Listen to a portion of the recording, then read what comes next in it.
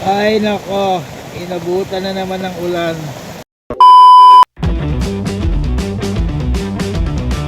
Isang magpalayang umaga ulit. Dito na naman po si Cocoy Silvestre, aka Mang Kolong.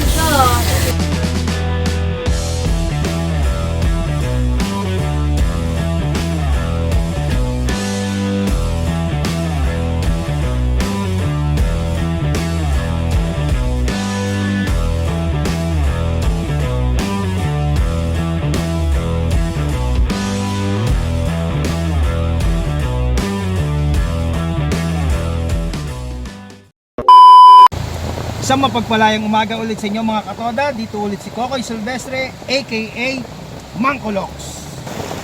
Dito tayo sa loob ng tricycle.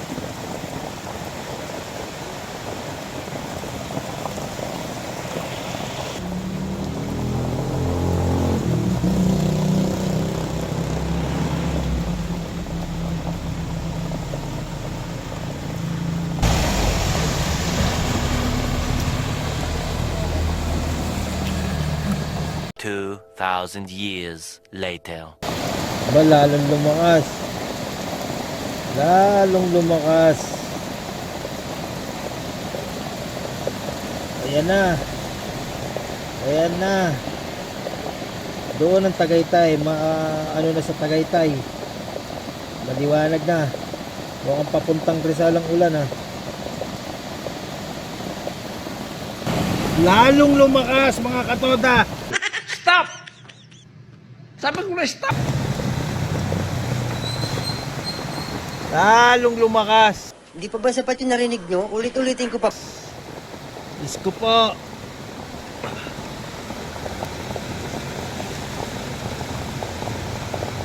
Ang lakas ng ulan.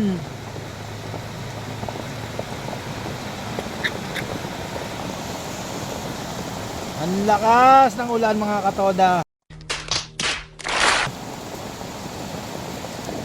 Paano tayo makakadali niyan?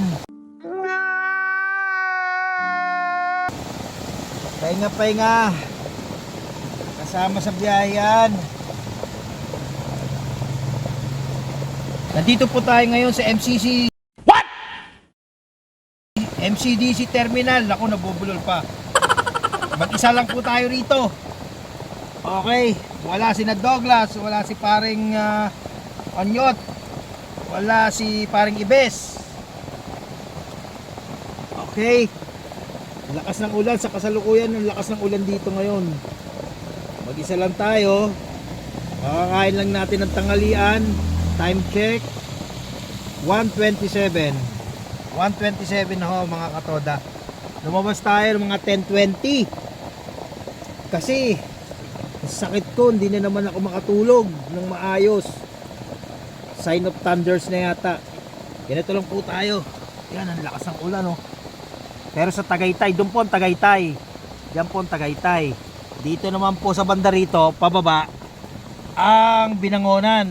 Ang alam ko Rizal, dyan eh. Dyan ang Laguna Lake eh. Dyan basta papunta dyan ang Laguna Lake.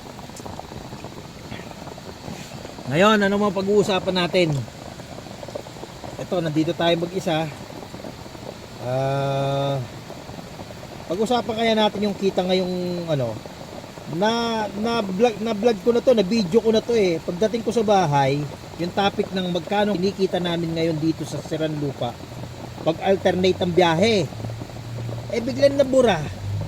Pagdating ko, nagbubura ako, nag-aayos ako ng cellphone, nabura pa mga katoda. Gago! Pero ngayon, madali namang ulitin yon. I am the one, the way your son! Topic, magkano kinikita namin, alternate ang biyahe. Ibig sabihin, kasi simula nung mag-pandemic, nung binalik yung biyahe ng isang tao, isang tricycle, isang biyahe, bawal magsama-sama, inati kami sa odd even. Nahati ang aming member ng mga tricycle. Kumbaga 15 days ka sa isang buwan, 30 days sa isang buwan, di ba? Alternate 15 days. Ngayon, wala nang pandemic, hindi na namin maibalik kasi sa sobrang dami namin, bigla kami dumami. 2 hours later. Kami mga nagsiservice dito, pag di na kaya, ang technique namin mga nagsiservice, nagbibigayan kami. Sana ba tayo ano, tungkol doon sa magkano kinikita pag alternate. Oo, sa totoo lang. Halimbawa, ang alternate na sinasabi ko is Monday MWF, Sunday ka ngayong linggong to. Di sa susunod na linggo, Monday naman ang MWF, Sunday naman ang coding mo. TTH ka naman. Yun, kaya sa loob ng isang buwan, sa loob ng isang 30 days, 15 days lang ang iyong binababiyahe. Kaya ba yun? Sa totoo lang, hindi kaya yun pag lang ngayong bakasyon. Wala akong service. Ngayon, papaliwanag ko sa iyo magkano kinikita namin. Kayang kitain.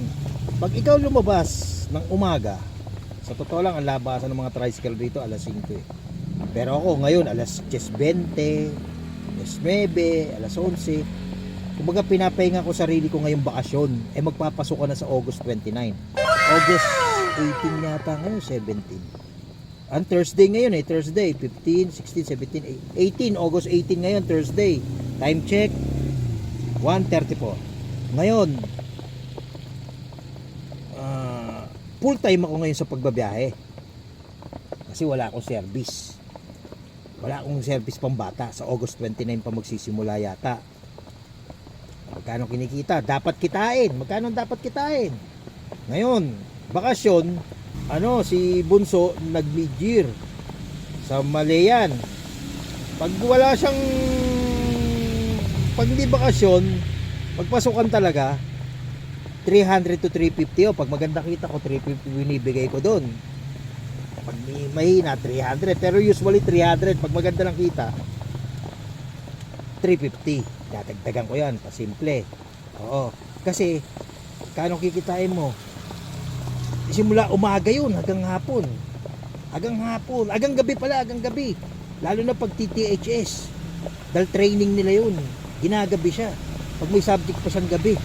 Aalis ng alas 8, alis ng alas 7. Tapos darating alas 8 ng gabi. Kasya ba yung ilan sa kayo sa eskwela nila sa Mapua, Malayan, Mapua MCL sa Kabuyaw. Kaya pag ngayong bakasyon, TTHS lang siya training. Tapos na yung mid-year niya.